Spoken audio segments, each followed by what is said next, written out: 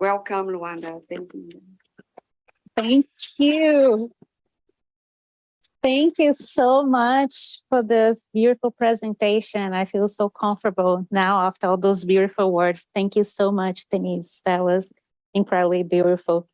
Thank you, everyone, for being here today. And I hope this is going to be a fruitful conversation that's not going to end today, that we can continue this conversation with the respective language that we teach, that we can expand this conversation beyond this moment of today.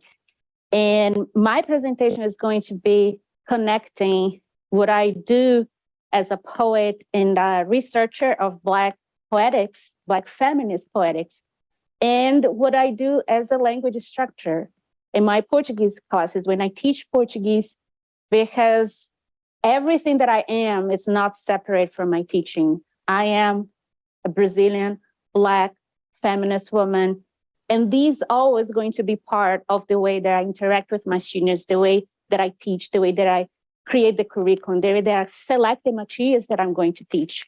So I am in the classroom as a whole person as well.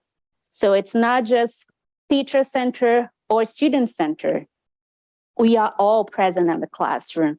So I also want to emphasize it's not just the classroom environment for me, it's not just student-centered, because I am also a person who is present in that space.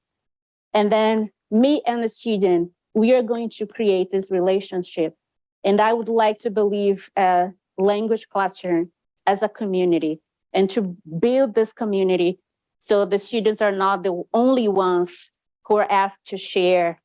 Because sometimes, for example, we see in some classes that we ask the student, oh, tell me about your family. We learn about family vocabulary.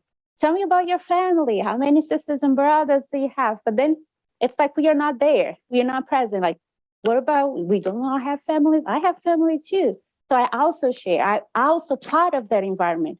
And then when we share, the students also feel more comfortable sharing because they feel like they're not alone in that space. We are actually building a community. So this presentation, when you talk about Black feminist poetics and language teaching, because the very root of the word poetics, it is about creation. We are creating something. It's not something that is already there, that it's fixed. It's this constant process of creating. So poetics is not separated from creating. So this conversation is going to be about, and I hope that we're going to build this community here together today. And I don't know American Sign Language, but I do know a little bit of Brazilian Sign Language. So I would like to also say my name in Brazilian Sign Language and also my sign. So my name is, and this is my sign. Because I used to have like here, like this black spots here. So that was my sign. So thank you everyone for being here. Is it not going? Okay. And I would like to start with Lélia Gonzalez. She is also a Black feminist scholar from Brazil.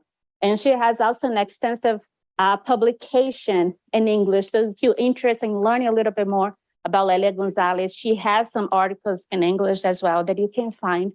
And this quote, she talks about the complexity of the Black subject. She says that, in fact, speaking of the Black movement implies the treatment of a subject whose complexity, given the multiplicity of its variants, does not allow a unitary view. After all, we, Black people, are not a monolithic block of rigid and unchanging characters.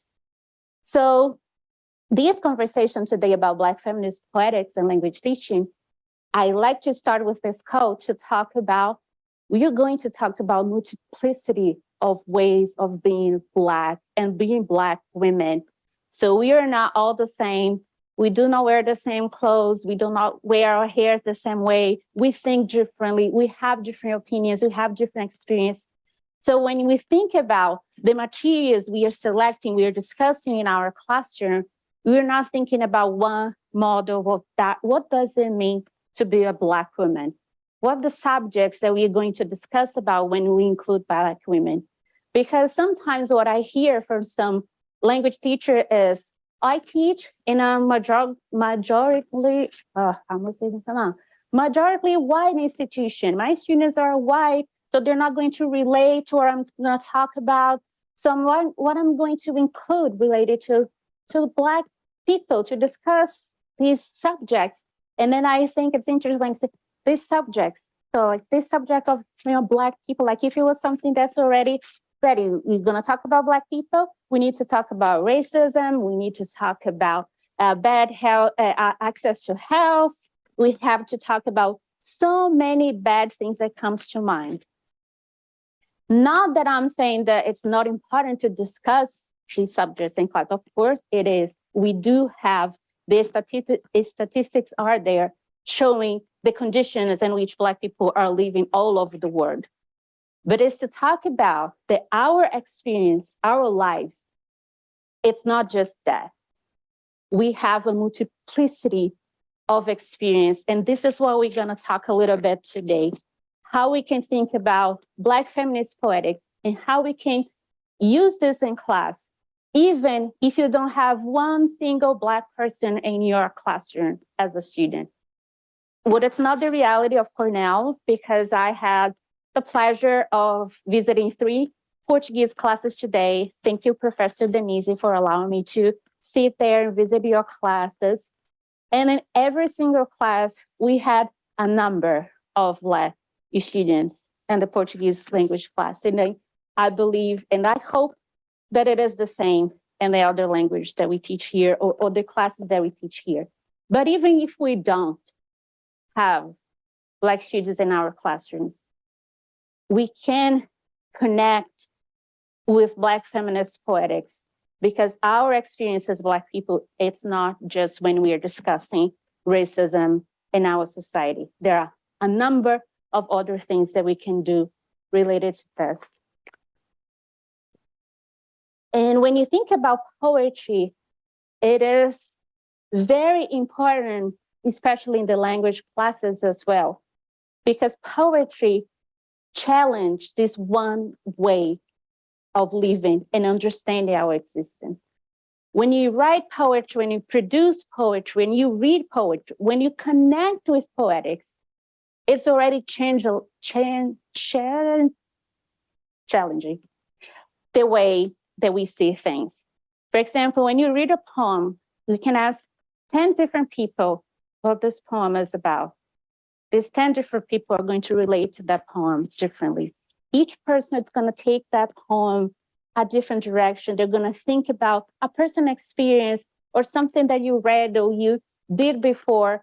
And even when you yourself read the same poem different times at different moments in your life, you're also going to have that experience. That poem is going to talk to you.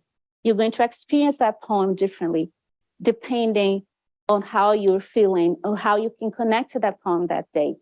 And poetry also challenged this one single way, one single meaning for a word.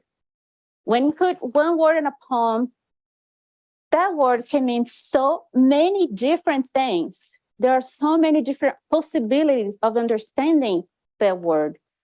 And then for language classes, this is amazing, because many times students come to class and they expect a script and the language that's going to work for every situation. So this is what you're going to do. The person is going to say hi, and then you say hi back, and then you ask, how are you? And the person is going to say, how are you? And you have that script. And then when people change that script, you get like, oh my God, that person asked, how am I before say hi? What am I going to do now? And sometimes even just that change in the script create that, oh, I don't know what to do in that language anymore. In poetry, help us already in this process of understanding that things change so much. They can mean so many different things. And then we have to be ready, be open for that. And then Rita Dove, in this introduction for this book called Furious Flower, Seeding the Future of African American Poetry, she says, we look to our poets to help us hear the communal heartbeat by keeping the language fresh. We know only too well what a difference a word and the pauses surrounding that word can make. And poetry also helps us appreciate silence. Because you see that a poem, it's not going to tell you everything you want to hear at that moment. It gives you pauses, it gives you silence, it gives you moments of reflection. Even the way the poem is on a page, that silence there in between is communicating a lot. So poetry also helps our students to appreciate and understand that silence, it's not bad. We can communicate even through silence. So for example, now I'm the one speaking here most of the time, at least for this first 20 minutes or 25. I might go over because I have some beautiful poems to share, so we might go over a little bit. But you are communicating so much with your eyes, with your expressions, with your posture. So silence can also communicate. It's also a space that we can relate to in a positive way. And then these are some examples of what some of my students and people who participated in the Poetry Collective that I coordinated and I founded at the University of Pittsburgh, what did they think about poetry? This is one of the first activities that I like to do with my students and also with people who participate at the club. And you can see here some examples of how people think of poetry. What do they think poetry is? Poetry is writing that touches the soul, fluid, without boundaries. Poetry is an art form that expresses human emotion through the rhyme and rhythm of language. Poetry is a contemplation of any issue, an expression of your truth, a mindful, soulful engagement. Poetry, to describe the indescribable, concentrated experiences. Poetry, I cannot read that one, I should have put my glasses. A form of expression, this was a student from Thailand, so this is an expression in Tagalog that unfortunately I cannot try to read. My voice to, oh God, I cannot read that, but I hope you can. If not, I can read from my screen. My voice to my past self, a reminder to my future self about my values, a weapon to protect my thoughts. And also poetry is for fun. So you can see here a lot of important things that we can connect poetry to our language teaching. So we're talking about experiences, you're talking about experimenting with language. It's about keeping that language fresh, be open. It's also fun. So it leads with your emotion, the way you're feeling. And it's also something that you can see here. A lot of expressions, a lot of the descriptions that I often hear about poetry, it relates to human emotion. So this idea of emotion and like touching and experiencing our senses is always very present when people talk about poetry. And when you're talking about Black women and Black women experience, this is what we want with our Black feminist approach, to humanize Blackness, to think about us as human beings, humans with emotions. We are humans. So the Black feminist poetics, it's about thinking of Blackness as the Black experience, as human, as emotion, as something that we can connect with. So this is what we're going to experience here a little bit today, this human emotion, this Black human emotion.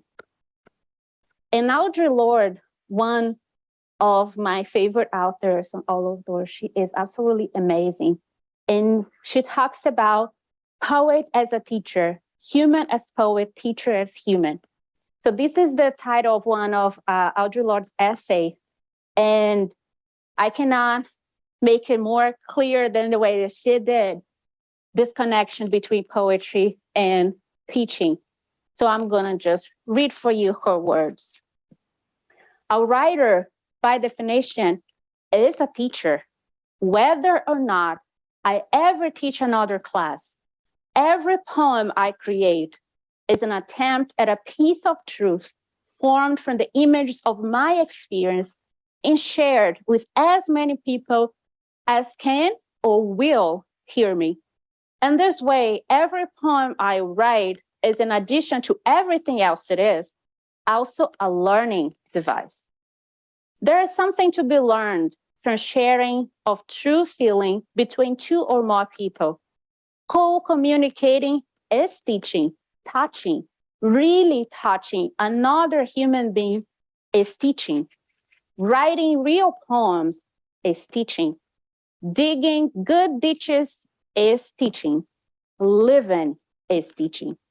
I feel the only human state which is not teaching is sleeping. And that is properly which sleep shares with death. So she explains beautifully this connection of poetry, of writing poetry, of sharing poetry to teaching. When we share our true feelings, when we go deep with our deepest feeling, we are teaching. And then I would just add a little bit of what she's talking about here, that we also teaching ourselves in this process. We are teaching ourselves about our emotions, or how to deal with our emotions.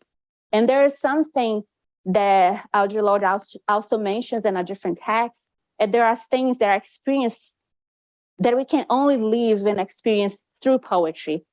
That is too hard, it is too difficult to do it any way else. But the poem gives us this kind of sanctuary, this place that we feel safe enough to share our experience the most deepest way. And this, when we read that poem sometime later, we teaching ourselves this, or can we reread it? It was like, sometimes you were like, oh my God, I really wrote that? What were we thinking like 10 years ago? And then we are teaching ourselves with this process as well. So we think about Black feminist poems, the way we write poems, it's also thinking is a teaching, experience, it's a teaching and learning device. And when she talks about the experience of being a Black poet, a Black woman writing poetry, the importance of poetry, it's also related to the self-definition. We are the ones taking authorship and ownership of our experience. We are telling who we are. We're not just being told and letting other people describe ourselves, describing who you are. You're taking this authorship of your own experience. And then the case of Black women, this is so important because for so many years, we have been told about, say, what does it mean to be a Black woman? We have a series of stereotypes related to our experience. So that's why it's so important that we also tell the world who we actually are, because as Audre Lorde said, if we don't do it, they will do. And as each one of you discover, probably you define each one of us to a detriment, singly or in groups. So that's why it's so important for us, the aspect of self-definition. And then Conceição Evaristo, she's a poet and a novelist and a writer from Brazil, one of our big reference related to Brazilian literature. She talks about poetry as well in this text called Black Literature, Maroon Voice, and Brazilian Literature, that for certain people, especially those who were colonized, poetry becomes one of the places of creation, maintenance, and diffusion of memory, of identity. So here you can see again this connection of poetry and creation, especially for those who were colonized. It's a way to transgress, to present our own interpretations of the word. And then she continues that the poetic word is a mode of narration of the word. Not just narration, but perhaps first and foremost, revelation of the utopian desire to build another world, to show us that another world is possible, that we can create and can be in different ways. So this aspect of creations. And so this is part of an essay, an academic essay that Conceição Evaristo wrote. But what I want to show you is this poem that talks about the same thing, but in a poetic form. So this is one of the poems that we translated in our group. So one of the works that we do with our poetry collect is to translate poems from Black, Indigenous, the LGBTQIA+ community, people living with disabilities, so we can echo and show more and more the words and the art that people are producing. So it is very important for us, this aspect of translation. And we have here the original in Portuguese, called Herança de Mãe, and here you have in English, Spanish, and also in French. So she says, I take the paper, and I am a goddess. I invent the world. So you can see here the connection with what Conceição Evaristo was talking about in her essay. It says, when I take the paper, when I write, I'm a goddess. I'm creating a word. I'm creating something. And then she talks about this connection with her mom. Say, I learned from my mother who broke down barriers every day. She had that strength. She brought to this world of perverse racism other path. As soon as dawn, I stayed with her mission to jump over walls and build path. So here we can also see the description of the Black woman and the Black mother, and a specific here, connected to strength. So it's not like, oh, their poor mom suffering so much. Sometimes there's so many kids. Oh my God, how does she do that? No, we hear from this poem, this image of this mother who was challenging the difficulties every day and was creating. And then both Conceição Evaristo and Jovina, they discuss a lot on their poems, the influence of their mothers who most of the time didn't even know how to read and write. There are a number of Black women in Brazil, and I believe in many other different spaces too, that did not have the opportunity to have formal education. Many of them don't know how to read and write. This is the case of my mom. And you're talking about the 21st century. I'm just 36 years old, and my mom doesn't know how to write. But this does not mean that these women are not wise, creative, strong, beautiful goddess. So it's a different perspective, it's a different way of looking at that experience.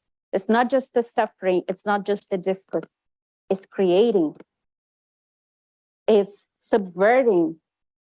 In this case, with poetry, through language as well. And then Beatriz Nascimento and Sylvia Winter, they also discuss the idea of Maroonage as creation. When you think about Maroons, or Palenques, or Combes, or Quilombos in Brazil. So in my dissertation, this is what I'm discussing, this connection between poetry and Maroonage, because both of them are related to creation. We are creating a different environment, a different way of being, even though we are a part of a system that it is oppressing. It is doing a lot of things to break your humanity, but you are creating your own identity, your own humanity. And this is what Beatriz Nascimento talks about when she defined Quilombos as society in which Black people could understand themselves as people. So we understand ourselves as human beings, as people, not just objects, not as slaves, but people who were enslaved, but we are people and we have feelings, we have emotions, and we are going to create a space that we can see ourselves that way and we can strengthen ourselves and be ourselves. And then Sylvia Winter, in this unpublished manuscript called Black Metamorphosis, she also talks about this. The Maroons, therefore, constituted themselves as a group in a dialectical response to the capitalist plantation system, whose imperative was to reduce them to units of labor power, to dehumanize them. Their recreation of a culture and a religion in which their gods could sustain and affirm their humanity was a central moment of their struggle to rehumanize themselves. So when you're talking about Black feminist poetics, when we're talking about the Maroon communities, the Quilombo communities, we are talking about strengthening ourselves, rehumanizing ourselves, and creating our own identity. And this is one of the poets that we work on in my class. So I'm going to talk a little bit more now, thinking about the language classroom space and some of the activities that I used to do with my students related to Portuguese language teaching. So this poem called Novas Manhãs by Elisandra Souza. She's a poet from São Paulo in Brazil. She writes this beautiful poem called Novas Manhãs. Eu gosto de livros porque gosto de gente. Eu gosto de gente porque amo ler as palavras que carregam nos olhos. Eu gosto de palavras porque elas beliscam e acariciam e traduzem novas manhãs.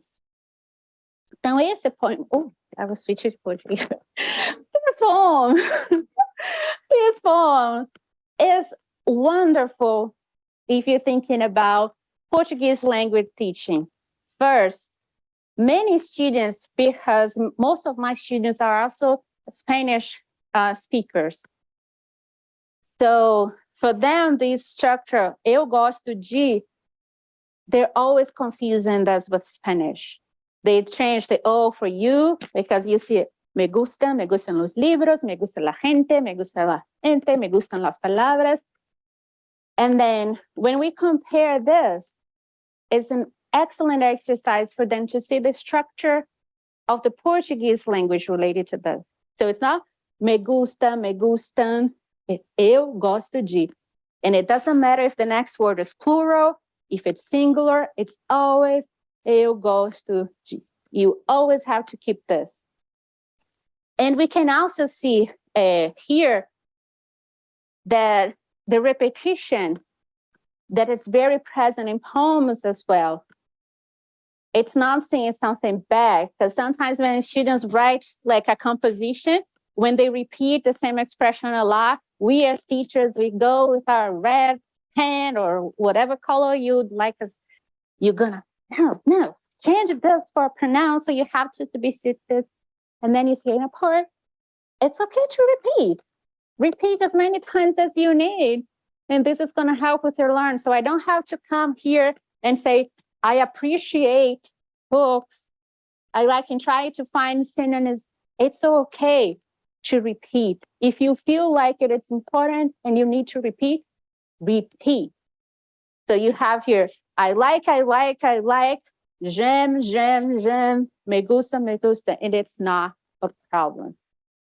Go with your feeling. If you feel like doing it, do it.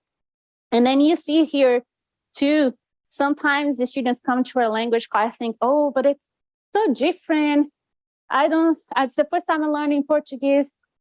And especially if you read here, the Portuguese, the Spanish, and the French, there's so much in common.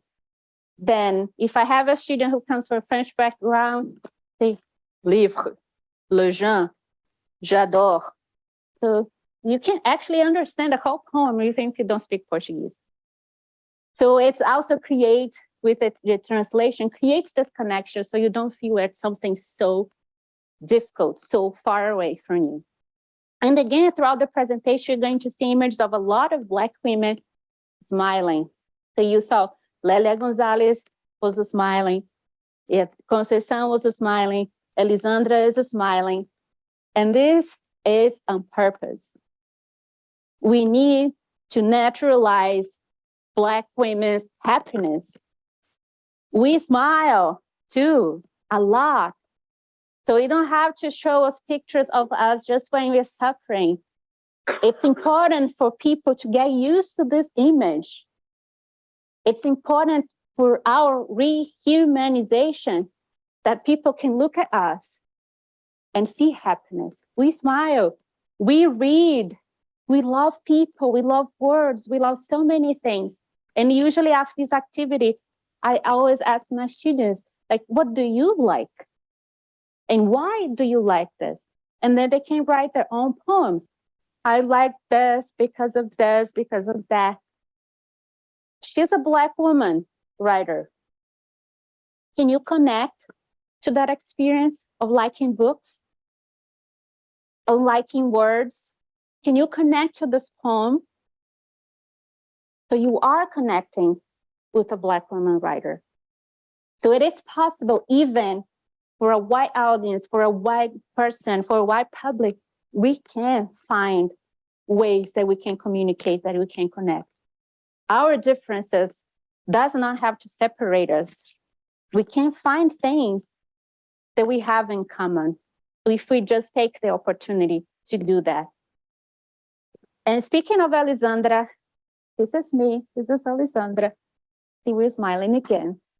And this is a book that I just translated into English by Elisandra. So it's the merchandise moment as well. Take the opportunity to let you know that this book is called Quem Pode Acalmar Esse Redemoinho de Ser Mulher Negra, was also translated into English. So it's a bilingual book.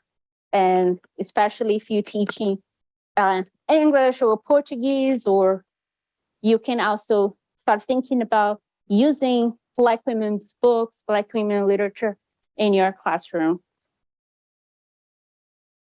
And then Beatriz Nascimento, when she talks about quilombos, so this is a quote from my dissertation that I say that I consider quilombos as a living practice of insurgency, a possibility of other routes of action in organization based on an alternative epistemologies to confront systemic oppression, invisibility, and silencing. As Beatriz Nascimento beautifully describes, the quilombo is an advance. It is to produce or reproduce a moment of peace. Quilombo is a warrior when it needs to be a warrior. It is also a setback if the struggle is not necessary. It is wisdom, the continuity of life, the act of creating a happy moment, even when the enemy is powerful and even when he wants to kill you. The resistance, a possibility in the days of destruction. And when I read this definition of quilombo, I think about poetry so much as well.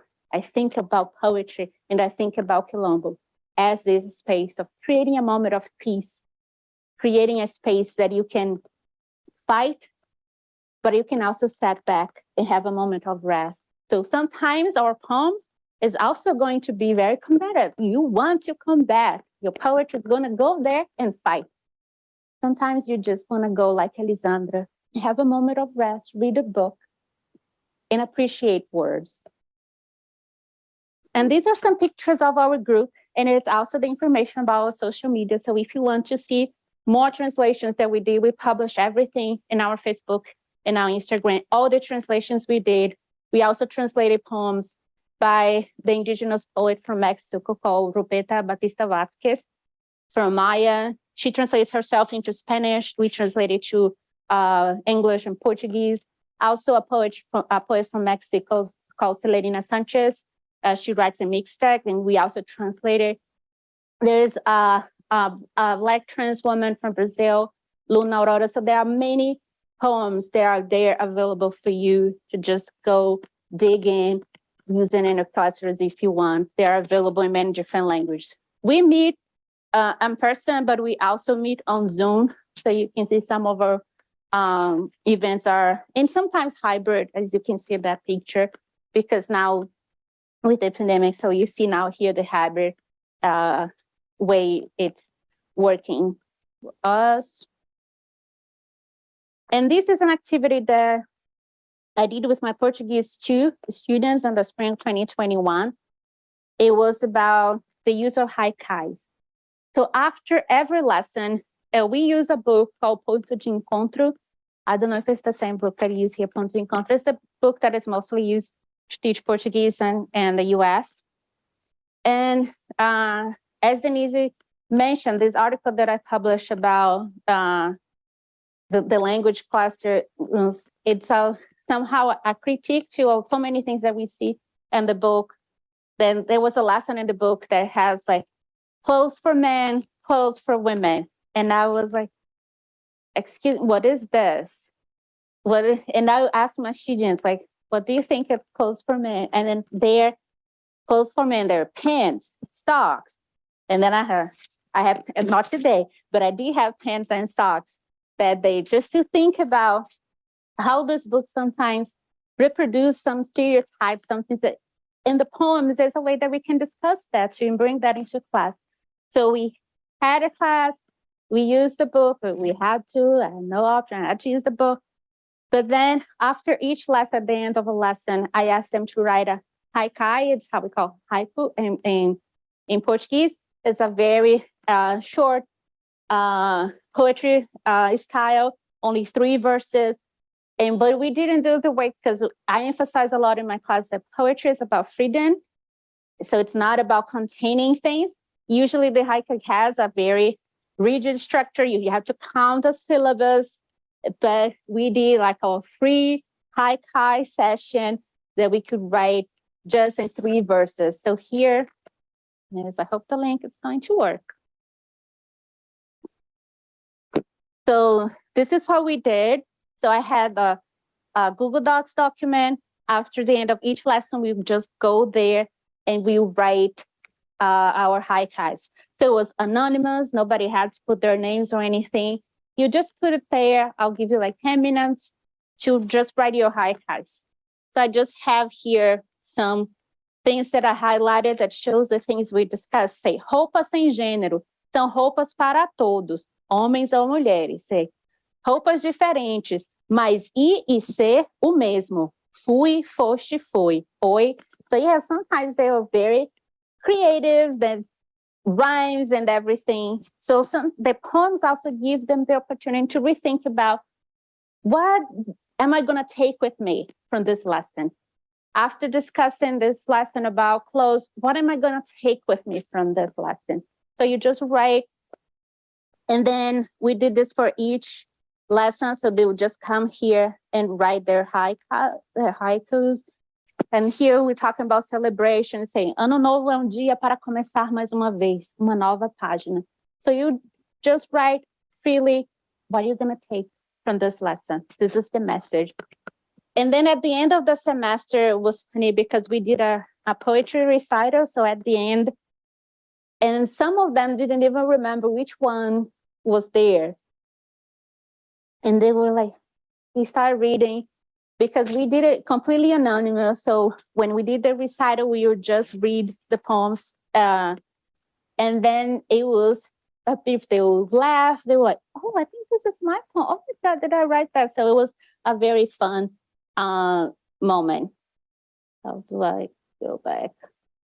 Where did it go? I don't see here. Oh, here it is.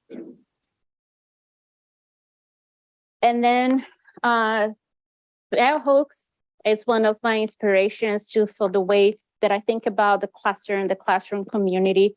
And then these are the things that I take with me to the heart when I'm teaching, to think about the classroom as a community, that to think about students are not the only ones who are asked to share, to confess, but to think about this idea that everyone's voice is there to be learned.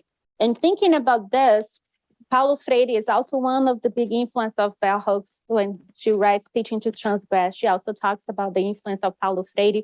And I put here some things that I also learned from him, that all education is political. The materials we decide to include in our curriculum, the way we behave in the classroom environment, everything we do is political. Teaching is never a neutral act.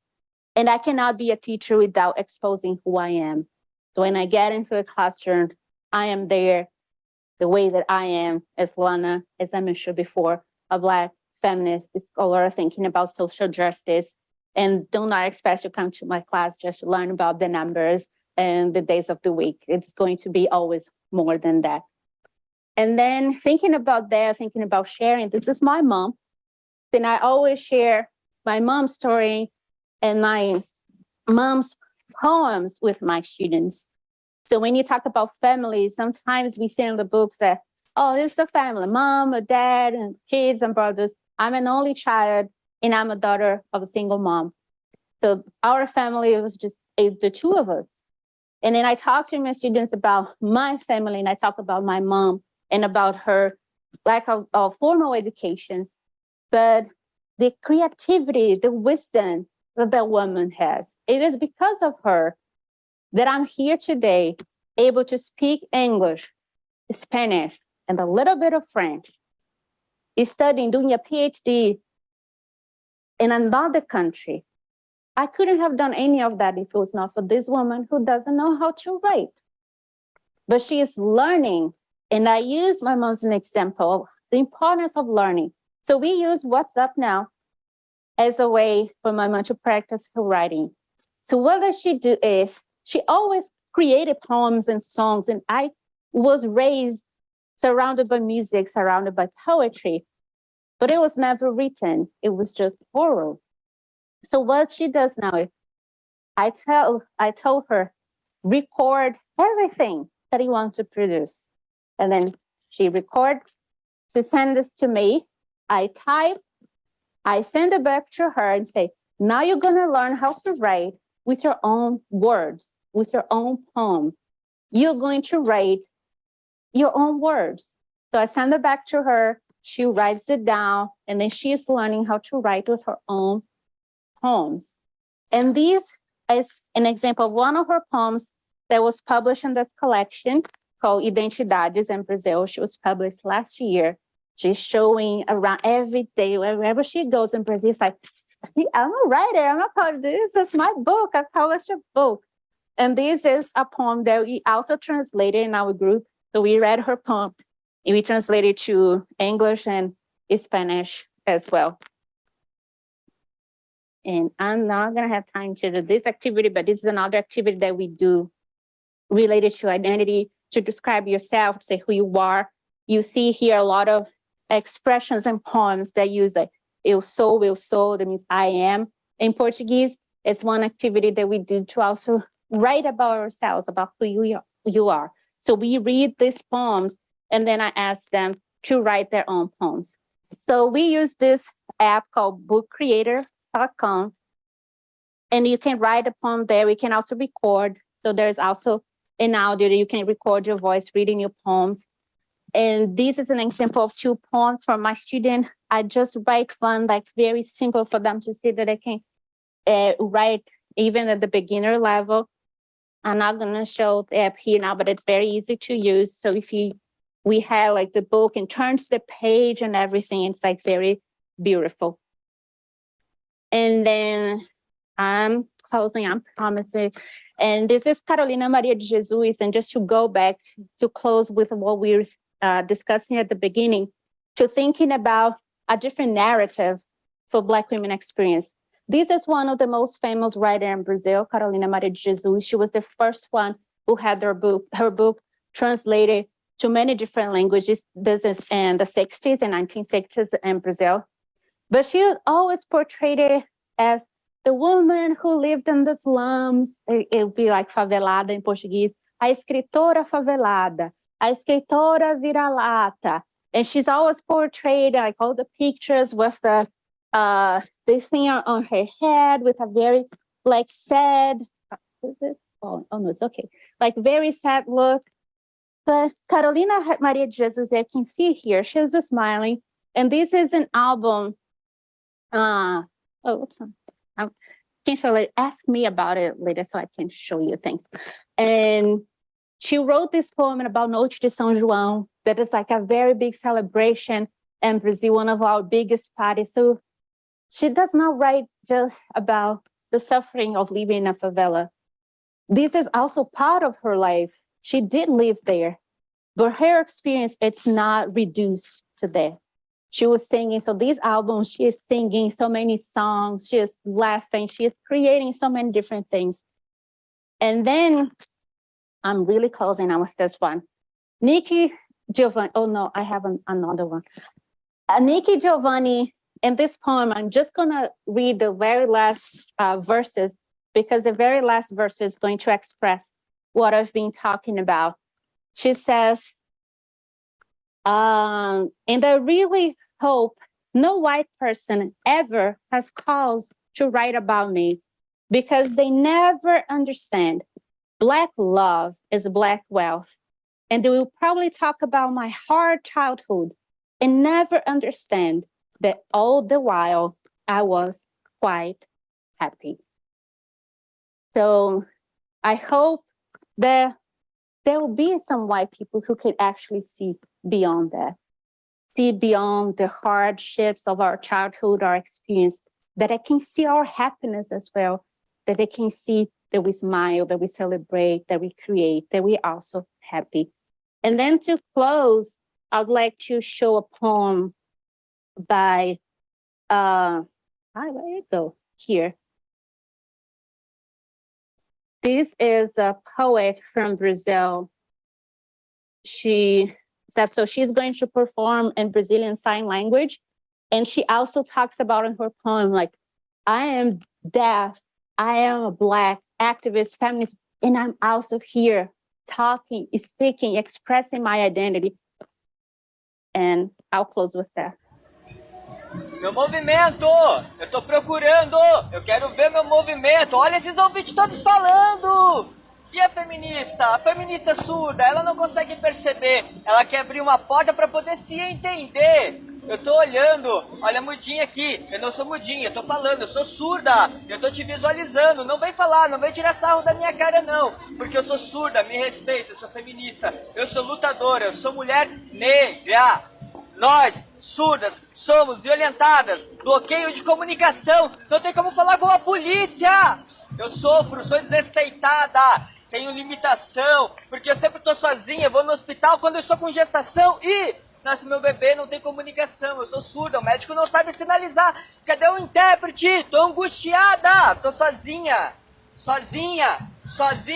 bloqueada, limitada, tô olhando a sua boca, falando, não tem curso, não tem bilinguismo, vocês querem que eu oralize? Pare de falar comigo, implante, eu tenho que oralizar, não tô entendendo nada, eu não consigo me comunicar. Por favor, intérprete, vem para poder me ajudar, porque daí dá um alívio, eu posso ficar tranquila. Eu quero bilinguismo, eu quero a minha língua no meu corpo, eu vou gritar, vamos, venha apoiar, surdos ouvintes, vamos somar, feministas juntas, movimento, já não sou muda, eu sou negra surda.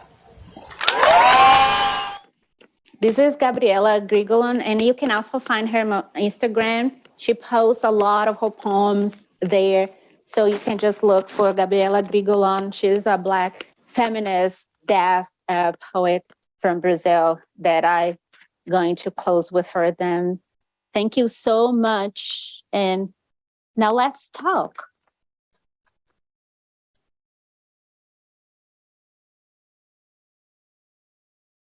Thank you very much, Luana, for all these ideas and examples.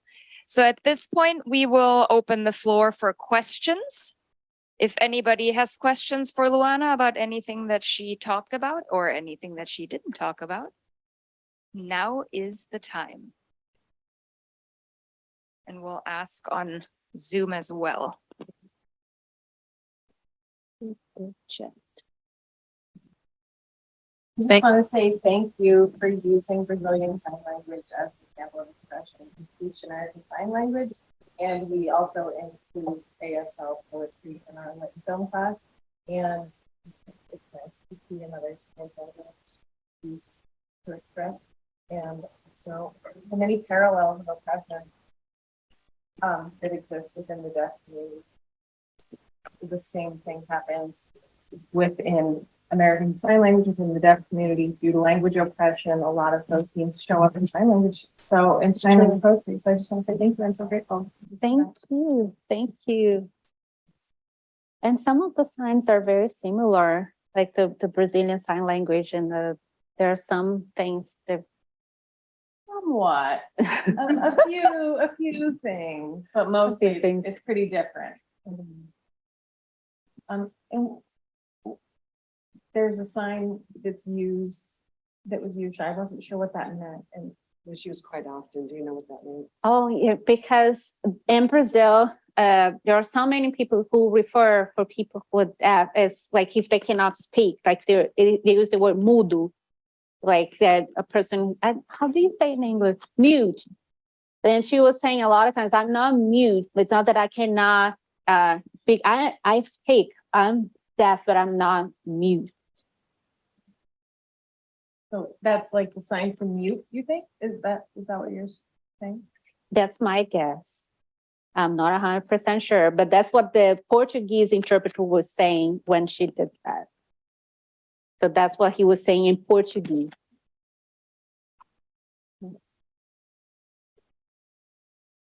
Thank you. Thanks for that.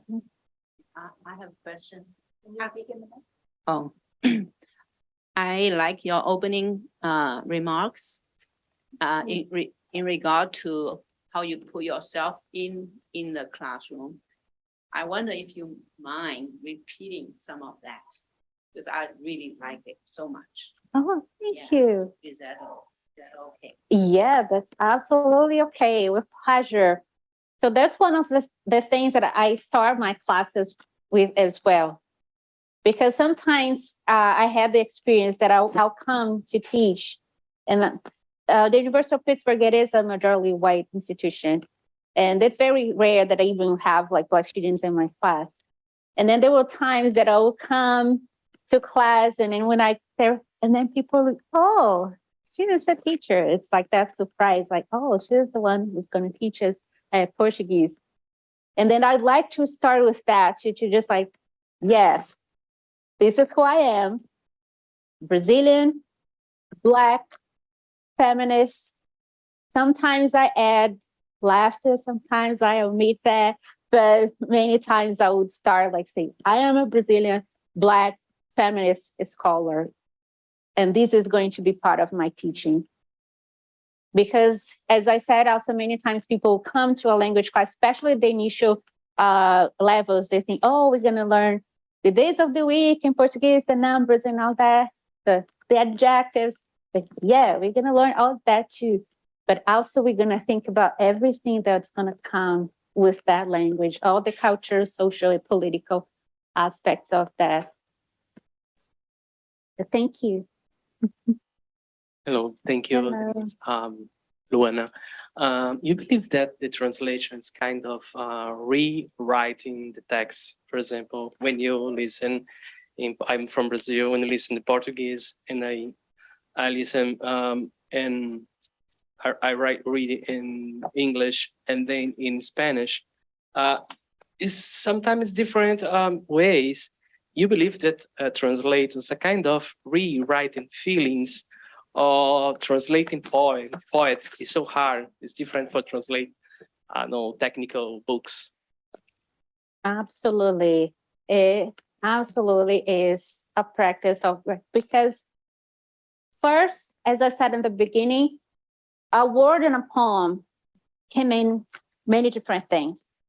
So you're already making a decision of what meaning you're going to keep for that word. So you're already taking a decision there at the beginning, because that word you can translate to many different, depending on which meaning you want to pass forward, that you want the readers to. Even though in the different language, people are also going to create that different meanings, you're already making a decision, because poetry already comes from that, from multiplicity of possibilities of meaning.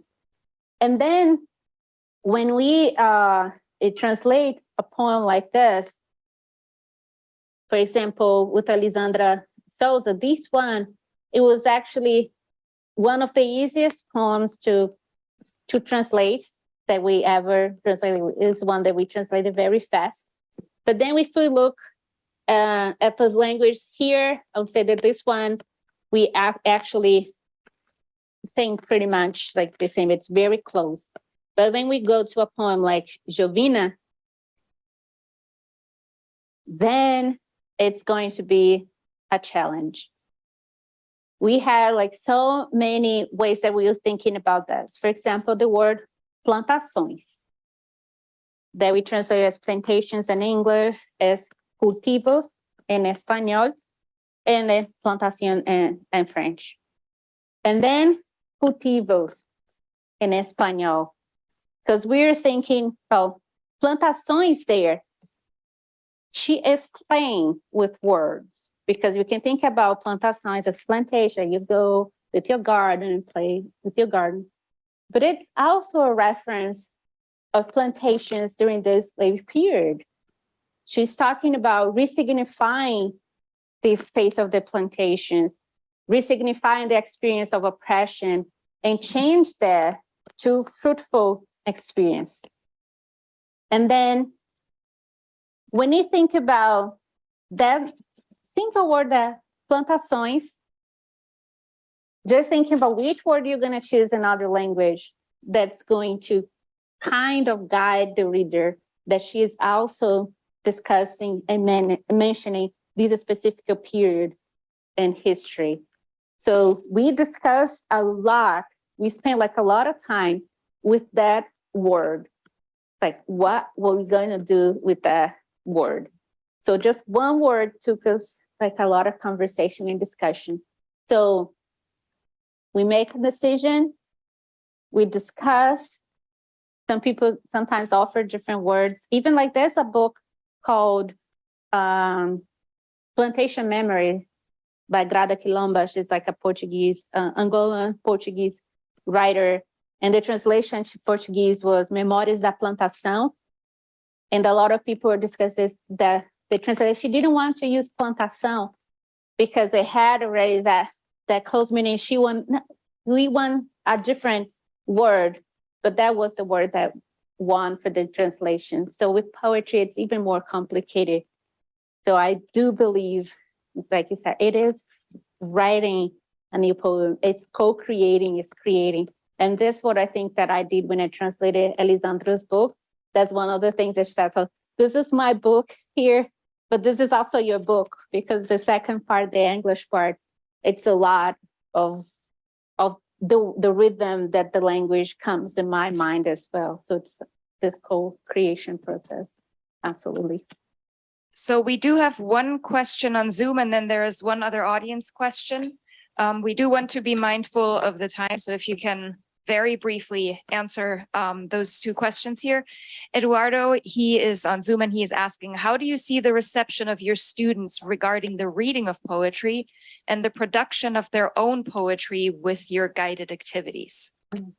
My experience with my students very positive, as I showed some of the example of poems that they write. So at the beginning, for example, this one, that my student, she wrote like, I'm not a poet. But then she goes there and she writes a poem.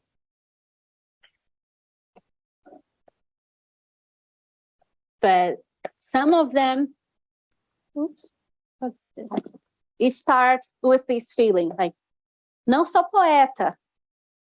So it's like, I'm not a poet. Everyone comes and say, I'm not a poet. But then she goes and write a poem. So she starts a line with I'm not a poem, but then she writes a beautiful poem. Says, mas seja uma coisa boa. É bom ser diferente. Não quero gastar minha vida à toa. She is already starting to rhyme already. This is Portuguese 1. So she is already, I'm not a poet, but you already started to rhyme. Meus pais me acham louca. Eles me dizem não, não, não. Mas vou ver o mundo, eu sei disso. Essa é a minha aspiração. Is the right rhythm there, musicality. And she's saying, I'm not a poet. Uma vida em um avião parece bem interessante. Como eu posso estar sozinha com uma vida que é tão brilhante? So she does it again. So many times they do start with that feeling. Like, poetry is not for me. I'm not a poet because poetry is so abstract. I don't understand poetry. I read poetry, I have no idea what they're talking about. So many of them start with that. And then after our discussion of what poetry really is, poetry is not just that abstract thing. There are many different ways that you can write poetry. So that activity of discussing what poetry is at the beginning, it's very helpful as well, because it helps them overcome this fear of poetry, this fear that you're not going to understand. And many of them, right, I ask them for that. I give this as an example. Look at this. This is mine. This is mine. These are my students. So I give them an example. It can be very simple, just this. They write much more than I ask. So I always start with my own poem. Every time I ask them to write something, I write one first to show them. And this is the result. This was the model. Yes. I have a question. Again, I teach ASL and I teach American Sign Language literature too. And that's a more advanced level class. Do you start poetry earlier while you're teaching Portuguese? When do you start teaching poetry? Like first semester, later on? How do you build that in as you sequence your courses? First, I mean, semester. Oops, sorry. Not just as you're teaching poetry in Portuguese. Yeah, so I start at the very beginning. The very first semester, we are already reading poems. And then the poems are also related to some of the topics that we're discussing. For example, this poem is related to the first lessons of Ponto de Encontro. That's the book that we use. So this first lesson is to talk about who you are, some personal characters. I'm smart, I'm creative, like this thing, like eu sou, ele é. So you're learning about this. Like it's called like the identity. And then we go to these poems. Ooh, no, those ones. Oh, we didn't have time to do poems. So this is an example of a poem that we read in our class. She says, eu sou monte de constelações, brilhando e ardendo, mas nem todo mundo sabe ver. Ou só vê a parte que arde, ou só vê a parte que brilha. It's a very short poem talking about eu sou monte de constelações. So you compare yourself to a constellation of stars. Like, I'm a constellation of stars. And then look at this one. It's all about describing yourself. I am an open und. I am flaws. I'm passion. I'm darkness. I'm big. I'm a mistake. I'm a mess. Soy libre. So then you can see here, you can already play with language. You can insert a different language. Linda. And then for my students, again, the soy. So it's amazing here because they always mixing Spanish and say soy. It's like na soy. It's Spanish. This is Portuguese. So this is Portuguese 1. It's the first level of Portuguese. And then after we read this as a model, this is another one. Sou vento, sou água, sou terra, sou. That's this repetition of the verb that we are learning already in the book. This is part of the unit. We'll be talking about this topic. And then the poem comes and then they go write their own. So who are you? What are some characteristics, like which elements from nature you can connect yourself with? She says, earth, water, wind. Which one are you? So that you can pick one. So this we can do at the very first level. This is Portuguese 101. Thank you. Very inspirational. I know we can do the same thing with ASL. Yeah. We don't have to wait so long till the end of so many levels. No. This is great to see this in the first level. Yeah. And there are poems about numbers. There are poems about days of the week. There are poems about things that you can connect with the unit that you're teaching. Like, oh, which poem can I use that it talks about this? And then you connect the book and the poem. And then always ask them to create something afterwards, then so they'll keep that in mind. So I'm just gonna keep the QR code here So your turn is like, so you can write your poems for what you are going to take from this experience today. And then it's a link to the Google Docs. So then I can see your feedback there in a form of poem. So you can write your poem. So what you're gonna take with you from this conversation today. And then I can read it later on. Wonderful. Well, thank you so much, Luana, for this.